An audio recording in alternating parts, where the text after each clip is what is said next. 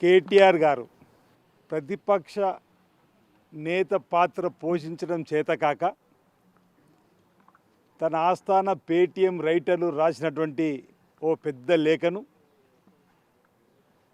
మా గౌరవ ముఖ్యమంత్రి రేవంత్ రెడ్డి గారి పైన అక్కసు వెళ్ళగక్కుతూ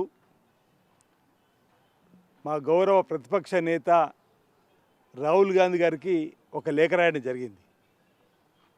ఎందుకు ఆ లేఖ రాసిండు అనే దానికి పొంతనలేని సమాధానాలు, ఫ్రస్ట్రేషన్లో వారు రాసినటువంటి మతిలేని మాటలను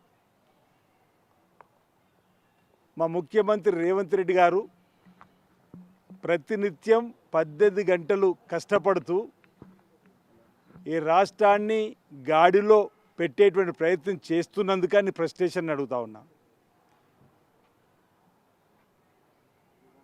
కేటీఆర్ గారు రాసిన పెద్ద లేఖలో ఒక్కొక్క దానికి సూటిగా సమానం చెప్పేటువంటి ప్రయత్నం మేము చేస్తున్నాం. వారు రాసినటువంటి లేఖలో ప్రజాపాలనలో ప్రజలందరూ కూడా సుఖ సంతోషంతో ఉన్నందుకు ఓర్వలేకనే అతను రాసినటువంటి రాతలు అవి పిచ్చి రాతలు, రోతలుగానే మేము భావిస్తున్నాం.